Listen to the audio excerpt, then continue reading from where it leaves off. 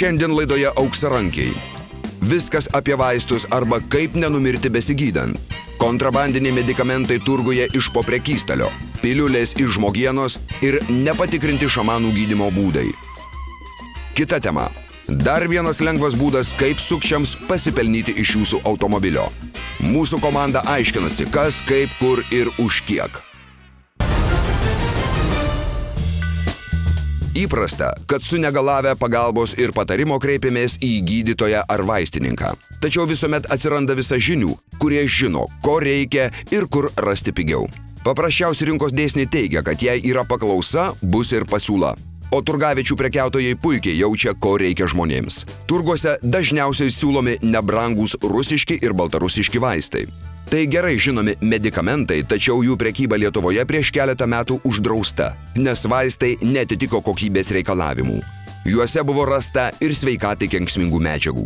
Kažkada buvo įvardintas Kalvarijų turgas kaip kontrabandininkų rojus. Nors taip sakiau, narkotikais ten tikrai neprekiauja. Nors sakė, kad galima įsigyti narkotikų. Tokių kokių stiprių migdomųjų, manau, kad irgi nerasi. Tokie vaisteliai. Paprastų tokių klasika. Pastalis populiarus, tetraciklinas, kas ten dar? Analginas, validolį perka, nors validolis yra Lietuvoje kaip ir sertifikuotas, jį galime imti iš firmų, bet rimtos firmos neduoda tokiem, kur prekiauja gatvėje, o šiaip tai papildais jie įsidėję. Tai nelegalu, žinoma, kad nelegalu, bet receptiniai vaistai yra tokie kaip analginai ir panašiai. Bet seni žmonės nenori eiti pas gydytojus matyti. Labai dažnai patys gydosi ir panašiai. Pas gydytojus yra eilės. Jie nenori eiti. Jie žino, ko nori. Ateina konkrečiai prašo kažko. Ir netgi jeigu siūlo kažką kito, pavyzdžiui, tai jie atsisako, nes jie atėjo konkrečiai. Ir jie jau žino, ko nori. Nelegalūs vaistai perkami turguose ar iš gatvės prekeivių kelia rimtą pavojų sveikatai. Niekas negali garantuoti, ar tas vaistas tinkamas. Tokiuose neregistruotose vaistuose gali būti kenksmingų medžiagų. Negana to, turgaus vaistininkai negali užtikrinti medikamentams laikyti tinkamų sąlygų, kurios yra būtinos, kad vaistas nepakeistų savo savybių. Jie išsidėję yra tie, kur vadinama Baltarusio eilė, jie išsidėję yra. Jie laiko ant saulės, ant šalčių, netgi prie 15 laipsnių šalčio jie stovėjo ir prekiavo. Ir dabar saulė šviečia, tokie saulė skaidri, sakysim, ir tai oksiduojasi ir panašiai, ir jie stovi. Jie ir priima, ir įsideda, jie prisiduoda, kad nežino, pavyzdžiui, kad ten vaistas, guli žvakutės tokios nuo gemarojos, kurios ant saulės tirpsta, guli tepalai. Šiaip ten tikrina juos ir policija, daug kas ten tikrina, bet yra kaip yra. Turgų valdžia keičiasi ten, tai kol kas yra taip. Nuvykusi į veiksmo vietą mūsų komanda netruko įsitikinti. Viskas akivaizdu. O ir nusipirkti ką nors iš neoficialaus asortimento vieni juokai. Tiesa, nors visų poreikių pardavėjai ir negalėjo patenkinti, tačiau negailėdami dalino patarimus, kur dar paklausti ir kurią dieną geriau atvažiuoti. Paskutiniai leidai praeikite, Prieš kioską. Gerai, dėkui. Pareigūnai tikina, kad dažniausiai į Lietuvą vaistus iš Rusijos ir Baltarusijos bandoma įvežti su asmeniniu bagažu, o didžiausi srautai ties siena su Kaliningrado sritimi. Čia yra Klaipėdos daugiau muitinės sritis, nes pas juos yra labai daug sulaikymų, grinai kada gabename asmeninėme bagaže tie vaistai, kurie kažkada tai buvo ir pas mus registruoti, kiti ir dabar yra registruoti. Bet vėl yra susidurime su tuo, kad asmeniniam naudojimui be recepto galima įsivežti vaistų nedaugiau 5 vienetų, su receptu iki 9 vienetų, su gydytojo pažyma nurodyta jums gydymui reikalinga kiekį. Kita nelegalių vaistų kategorija klastotis. O čia, pasak specialistų, pirmauja lytinę potenciją skatinantys vaistai. 95% muitinės sulaikomų medikamentų pasirodo esą falsifikatai. Pagrindinis kiekis tai vaistų importuojamų į Lietuvą bandomų įvežti, tai yra lytinę potenciją skatinantis vaistai. Tai Viagros analogas ir Cialio analogas. palyginau praeitų ir šių metų kiekius, tai yra praeitais metais iki šio dieninio periodo buvo sulaikyta 23 surašyta sulaikymo protokolais. Šiai dienai šių metų yra 14. Tačiau padidėjo įvežamų iš trečių šalių asmeniniam bagažą, tai praeitais metais buvo įvežta sulaikyta administraciniai protokolai surašyti tik tai 2 dėl vaistų gabenimo, šiais metais jau yra 8. Čia yra iš Baltarusijos, nors nėra labai jau toks populiarus dalykas iš Baltarusijos kaip vaistai. Daugiausia vaistai gabenami iš Indijos ir Kinijos.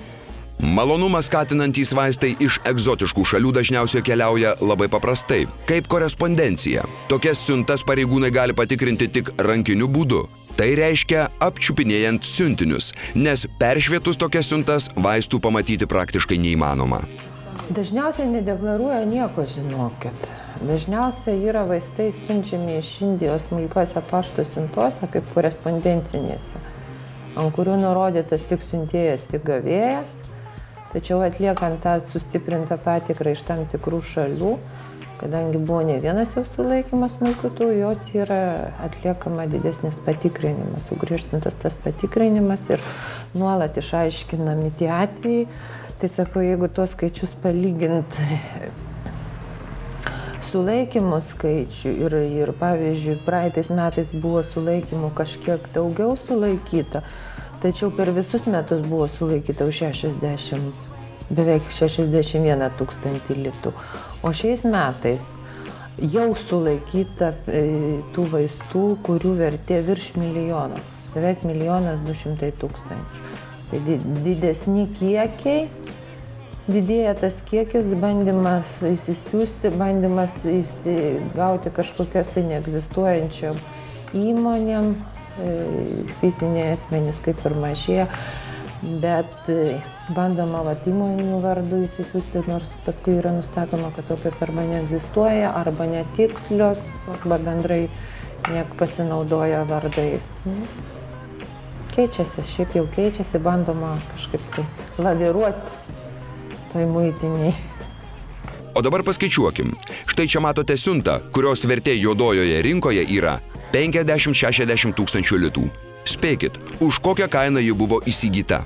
Yra paklausa visą laiką jinai yra, nes jeigu viena tabletė Viagros internete anksčiau kainuodavo, praeitais metais mes žiūrėjom, buvo parduodama nuo 10 litų, vienos tabletės šią kainą.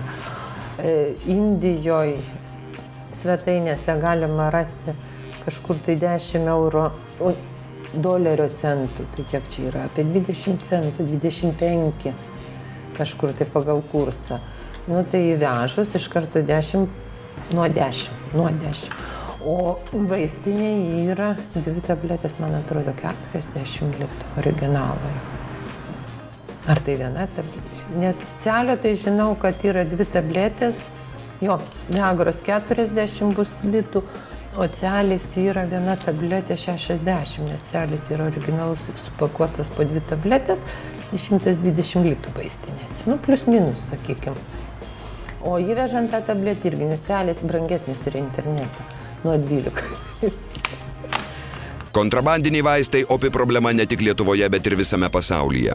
Štai prieš kelias savaitės pasaulį sukrėtė naujienos apie piliulių su milteliais iš žmogienos kontrabandą.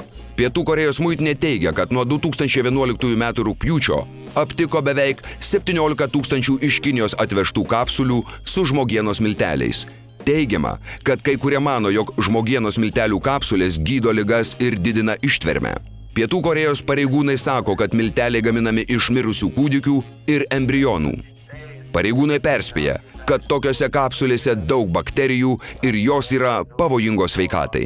Tiesa ta, kad vilties šiaudo pasveikti ieškantys žmonės patiki kartais ir sveikų protų nesuvokiamais ar net mistiniais gydymo būdais. Deja, specialistai teigia, kad tokios priemonės veikia nebent dėl savitaigos. Šiaip šiandieniniai onkologijai iš principo nėra situacijos, kad ligonis negalėtų gauti gydymą. Visada yra kažkoks tai gydymas, kuris yra gyvenimo patikrintas, kurie yra duomenys, kurie žinom kokie rezultatai, bet problema yra tame psichologija žmonių, visada norisi daugiau. Tu jam kažką duodės, vis tiek žmogus ieškos, kiekvienas iš mūsų ieškos, kaip galima dar dasidėti papildomai, nes visi įsitikinę, kad arba dauguma žmonių įsitikinę, kad galbūt ligoninėse to neturi, ano neturi, gal jie čia taupo, neduoda, gal valstybė neužperka ir aš čia pats dasipirksiu ir dasidėsiu. Bet pagrindas, kai mes kalbam, kad ligoniai klausia apie šitos papildomus metodus, ar juos naudoti, nenaudoti, ar veikia, neveikia. Čia buvo vienas, pernai buvo visus beveik mata iš Baltarusijos, ten iš miškų veždavo kažkokią bobutę. Gyvena ir veždavo žolės, ten iš Baltarusijos antpilušę darydavo. Kažkokius keletą metų tai bumijo būdavo labai paplitęs, masiškai naudodavo. Tai principai, ligonėm kada aiškini, tai sakai, kad jeigu ta bobutė ten turėtų tos preparatus, tai ją su visų mišku, su visom samanom išsivežtų į Ameriką ir pasadintų gydyti ten milijonierius, o nesėdėtų jinai čia miškuose ir nevirtų tą ekstraktą ir pardavinėtų tiem, kas užvažiuoja tos miškus. Čia elementarus rinkos dėsnis veikia. Kas šiandien dienai eina? Susidurėm dabar, važinėja į Rusiją. Ten yra toks profesorius Borisovas su chlorofilais, jisai gydo. Turėjom kelis ligonius per šitos 4 mėnesius, 3 ligoniai buvo, kurie ten išvažiavo gydytis, visų būklės pablogėjo, kai grįžo. Vieną turėjom pernai ligonę iš Brazilijos, jeigu ten turėjot, nusigavo iki tų hilerių, kur ten grįžo, išvažiavo savo kojam, grįžo jau su vežimėliu. Taip kad tokio efekto iš tikrųjų nei mes matom, nei yra tyrimuose kažkokiuose parodyta. Bet negali neigti, kad žmonės, kada susiduria, ateina ir pasakoja, mano šitas pagerėjo, anas pagerėjo. Tai seniai yra padaryti darbai ir medicinoje medikai juos žino, tas yra placebo efektas, 20–30% veikia placebo. Duoktų jam, gliukozės ar vandens, sakyk, kad čia preparatas ir 20–30% ligonių suveiks. Plius dar yra 5% spontaninio naviko regresijos atveju. Tai tik reikia vienam tokiam pakliūti į tarpą tarp žmonių. Ir gausite efektą, kad šitas preparatas padeda, šitas pradeda. Šią savaitę Lietuvą sukrėtė kraupi žinia. Ekomadai pasidavusi motina atsisakė cheminių vaistų ir sunegalavusi kūdikį bandė gydyti žolelėmis. Kai išsekęs vaikas buvo atvežtas į ligoninę, buvo jau per vėlu. Jo gyvybės išgelbėti nebepavyko. Tiesa ta, kad žolelės tikrai veikia, tačiau jų poveikis nebūtinai yra teigiamas. Negana to, medikai teigia, kad ligoniai dažniausiai yra linkę slėpti, kokius netradicinius gydymo metodus jie naudoja. Pirmiausia, reikia visada naudoti tos metodus, kurie jau yra aiškus, kad jie veiks. Tas mergaitė arba tas vaikiukas, kuris čia dabar numirė, būtų nuvažiavę antibiotikus paskyrę, tikriausiai nebūtų dabar tos tragedijos. Tai taip ir onkologijai prarastas laikas, liga išplinta per tą laiką, kol jie gydosi visokiam žolytėm, geria visokius preparatus kitokius, tai liga gali iš pirmos, tai ir negali, o jinai progresuoja iš pirmos į 3, 4 stadiją, o su kiekviena stadija vis gydymo rezultatai jie blogėja. Daug žmonių slepia. Buvo irgi padaryta tyrimai, kad 60% žmonių ligonių, ta prasme, kurie ateina, jis nenori prisipažinti. Jeigu jį prisispyręs nepasisodins ir nepradėsi klausti, matai, kad vaistai neveikia taip, kaip turėtų veikti, arba yra reakcijos kokie tai pašaliniai reiškiniai, kurie normaliai neina. Tai praeina 100 ir 1000 ligonių ir vis tiek jau maždaug žinai, kaip tas turėtų būti. Kai prisispyręs paklausinėsi, tai tada jau išlenda, kad tai tą geria, tai aną geria, tai tą naudoja, tai šitą naudoja. Ir šiuo metu skyrių yra ligonių su užleistais navikais, moteris, kurios naudoja, sakysim, kopūstus. Ant kur madinga labai dabar čia tokia banga eina, kopūstus lapus deda, reiškia, ant kūną, tikėdamasi, kad sumažins naviko augimą. Iš tikrųjų paskatina naviko augimą šitie visi reikalai.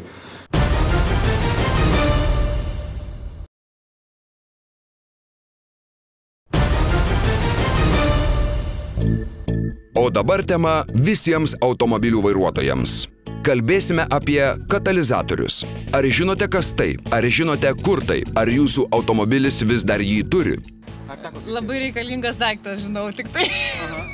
O jūsų mašinoje jisai yra? Yra. Jūs įsitikinus? Taip. O kaip jūs, kodėl tokia įsitikinus, kad jis Dėl to, kad girdėjau, kai pirkau mašiną apie tai kalbant. O ką jums sakė? Negaliu pasakyti dabar. Jis sakė, kad yra, o jūs tikrinot? Aš netikrinau pati, ne. O jūs, tarkim, esat girdėjęs, kad jos vagia iš mašinų? Ne. Neteko? Ne. O kad servisuose, tarkim, jums net nežinant, jį gali išpjauti, ar jūs net nepajausit? Nežinau. Nežinot? Ne. O pas jūs mašinų yra katalizatorius? Yra. Va, techniškai tvarkingas automobilis savaime praėjo, tai aišku, kad yra.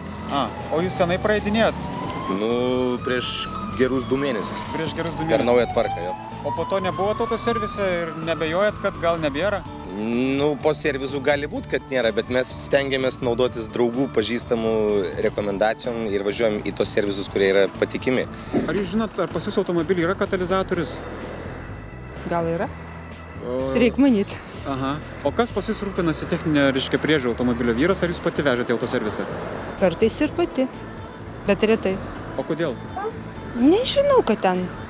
Gal daugiau reikia išmanyti. Jeigu ten kažkokia, nedaug daryti, tai aš būnu pati prie mašinos netgi. Ir žiūriu, ką daro. Kažkaip nesiblaškom, kad ar ten dėl kainų. Ne, kažkaip į vieną. Kažkaip tokie normalūs vyrukai. Tai manote, jūsų neišduos? Nežinau. Gal ir išpjovė, pažiūrėkit. Va tenais yra apsaugos matosi sudėtas, o nupjauta ar ne, sunku pasakyti, bet vamzdžiai matosi, kad yra gamykliniai palikti. Tai tikriausiai, kad yra. Mes vyresni žmonės užaugom toj sovietiniai santvarkai, mes visi remontavome savo automobilius garažuose, mes išmanom, kokia dalis yra reikalinga, kokia ne. Šiemetinis jaunimas žino, kad reikia nuvažiuoti į servizą ir sumokėti tik tai pinigus. Servizai to kol kas naudojasi ir nesąžiningų servisų tikrai pasitaiko, todėl mes siūlome remontuotis automobilį patikimuose servisuose. Ruošdami šią laidą Vilniaus automobilių servisuose ieškojome konsultantų, bet tai buvo misija neįmanoma. Visi atsisakė kalbėti. Galbūt turi ką slėpti, tačiau Vilniuje yra rimtų automobilių meistrų. Tad vieno tokio ir klausėme, kas tas katalizatorius ir kam jis reikalingas. Žinoma, katalizatoriaus vieta skiriasi. Būna su išmetimo sistemos su dviejom lambda zondom ir su viena. Tai dažniausiai būna po išmetimo kolektorium, pirmas bakelis tai būna katalizatorius. Katalizatorius yra tam, kad neterštų gamtos. O jį dažnai pašalina dėl pinigų arba dėl to, kad jis sudega ir tiesiog jisai užkemša duslintuvą ir mašina pradeda nebevažiuoti tiesiog. Nebeturi traukos. Atskirti katalizatorius, ar jisai sudegęs ir dėl to reikia pašalinti, ar jį tiesiog nori išimti dėl pinigų, yra realiai neįmanoma, pakol jisai nėra atpjaunamas ir nesimato jo vidaus tiesiog. Kai jį išėmi, tiesiog išpjauni, tu gali pasižiūrėti, ar jisai persiučia, jeigu jisai persiučia, jis yra geras. Būna, kad katalizatorius būna užsikimšęs. Arba būna, kad jisai yra antiek užsikimšęs ir paskiau jisai nuo karščio tiesiog išdega, nes nepraeina jau išmetimo dujos ir jis pradeda išdeginėti ir gabalai skristi į visą išmetimo sistemą. Ir tada užkemša viską pakeliui. Ir iš pažįstamų daugam yra išpjovę dėl to, kad pasakė, kad katalizatorius yra visiškai nereikalingas dalykas ir kad jisai atima iš mašinos trauką tiesiog, o dėl taršos nieko nepasako. Ir tiesiog jie taip užsidirba pinigų, nes katalizatorius yra pakankamai brangus dalykas. Už to katalizatorių mažiuką galima gauti maždaug nuo 100 litrų, šiaip netgi iki 200. O jeigu tai yra kokio BMW daugia litrio, tai galima gauti kokius 500-700 litrų. Katalizatorius tai yra vertinga žaliava dėl to, kad yra 3 pagrindiniai taurieji metalai jame. Tai yra paladis, platina ir rodis. Katalizatoriai dažniausiai būna 2 rūšių, tai yra metaliniai ir keramikiniai. Vertė skiriasi jų iki 4 kartų. Tai yra metaliniai, kadangi turi taurių metalų mažesnį kiekį, tai jie nėra tokie vertingi. Katalizatorių galima išpjauti iš tikrųjų tiesiog, kad įdėti vietoj katalizatoriaus vamzdį, tai iš karto akimi plika matome, kad katalizatorius yra išpjautas, arba galima jeigu dėl technikinės, tai pasakysim, jį galima apgauti. Ta prasme, arba jeigu pavogtas katalizatorius, tai galima paimti gražiai atpjauti, jeigu kažkur tai yra keičiamas duslintuvo dalis, keičiama kažkas panašaus, nuleisti ir iš viršaus gražiai apipjauti, katalizatorių išimti, gražiai uždengti dangtelį ir gražiai afirinti. Ir iš apačios net nepamatysi, ar jisai yra viduje, ar jo nėra. Šiaip vietoj katalizatorių deda katalizatorių imitacijas. Tai ten tikriausiai kažkokių yra dalelių ir šiais laikais galima nupirkti juos nuo 80 iki 200 litrų kažkur taip. Va čia panašu yra pagal visą vamzdžių išraizgymą, kad visur siūlės yra gamyklinės ir tu neprieisi nei iš vieno galo, kad jį išmuš tiesiog. Ta prasme, jį reikia išpjaudinėti iš viršaus, jeigu nori vogti. O čia irgi labai gerai matosi, kad jis tikrai nėra pavogtas, tai vat pagal garsą girdisi, kad jis yra visiškai bukas ir jokio skambesio nėra, tai kad kažkas yra viduje. Šiame automobilyje katalizatorius dar yra, o štai vaizdelis, kai katalizatorius yra pavogtas. Turim labai gerą pavyzdį, atvažiavo dar vienas klientas ir čionais labai gerai matosi, kaip drastiškai yra išpjautas katalizatorius. Taip pjauna tikriausiai, tik tais tie, kurie atvažiavę iš užsienio ir ant pardavimo dar vos ne ant ralų, net nepakelti, nes čia yra nei nuiminėtas suslintuvas, nieko. Čia paimta tiesiog yra, matosi, labai gerai pavogta prieš pardavimą, dažniausiai taip daroma yra. Tiesiog yra išpjautas gabalas, išimtas katalizatorius ir užvirinta. Nei kažkas slėpta, nei kažkas stengtasi padaryti, kad nebūtų garso, nei kažką, nes tiesiog to nereikėjo. Ant ralo paėmėm, buvo patogu, iš apačios išpjovė, užvirino ir viskas. Kad nuo tokių nesąžiningų pardavėjų apsisaugoti yra pakankamai nesudėtinga, kadangi reikia tik tai užpildyti teisingą pirkimo pardavimo formą. Jeigu užpildysim pirkimo pardavimą ir nurodysim tam realią vertę to automobilio, nurodysim realų pardavėją, kas realiai parduoda, ne kažkoks tai ten užsienietis, nes kaip dabar yra madinga, kad pusiau užpildyta pirkimo pardavimo sutartį atiduoda tau su automobilį. Jeigu ten bus realus pardavėjas, tai padidės ne tik tai galimybės atgauti sumokėtus pinigus už nekokybišką automobilį kaip prekę, bet ir galimybės, identifikuoti tą asmenį vėliau kaip mokesčių mokėtoją. Pagal mūsų visą tvarką šiuo metu, kokie yra regitroje ir panašiai, tai jūsų tokių išpjautų katalizatorių nebepraeis technikinės. Jums reikės dėti šiuo metu katalizatoriaus imitaciją, o universalų katalizatorių, kuris kainuoja nuo kažkur 100 iki 200 litrų, bet greitų metų žada dar sugriešinti, tai reikės dėti originalų, tai tokio dydžio katalizatorius jums kainuos nuo 1000 ir daugiau. Katalizatoriai vagiami ir priduodami supirktuvėse kaip metalo laužas. Didžiausioje Lietuvos antrinių žaliavų rūšiavimo įmonėje pasiteiravome, kaip dažnai jiems atvežami katalizatoriai. Būna ir tokių atvejų, kai atvažiuoja klientas, jis tarkim, turi kokį 10 bakelių ir jisai būna tiesiog patį bakelį nupirkęs, ir nežino, kas yra viduje. Tai visi galvojam, kad ten yra keramika. Būna taip, kad išpjauname katalizatorių, randame įvairiausių dalykų. Randame tinklelių, randame popieriaus, randame vatos. Būna įvairiausių situacijų. Patys irgi esame savo kailiu patyrę tokią situaciją, kai iš mūsų komercinio automobilio, ant kurio užrašyta katalizatorių supirkimas, buvo išpjautas katalizatorius. Jeigu yra išsiaiškinamas vagis, jam grėsia atsakomybė pagal 178 straipsnį Lietuvos Respublikos baudžiamo kodekso 178 straipsnį pirmąją dalį, atsakomybė iki 3 metų vagystė. Jeigu jis buvo prieš tai teistas, tai be abejo realiai gali gauti laisvės atėmimą. Servisui sukčiavimas Lietuvos Respublikos baudžiamojo kodekso 182 straipsnis pirma dalis. Sukčiavimas, kadangi suma bus apie 400-500 litų, tai aš manau, kad atsakys pagal sukčiavimą ir realiai galima būti nuteistam už tai. 17 metų vairuoju automobilį. Automobilį paskutinius keletą metų remontuoju vienam ir tam pačiam servise. Todėl iš savo patirties ir sumažinti galimus nuostolius patariu žmonėms iš tikrųjų naudotis vieno ir to pačio serviso paslaugomis. Šį kartą tiek. Ir geros jums vasaros, mielieji.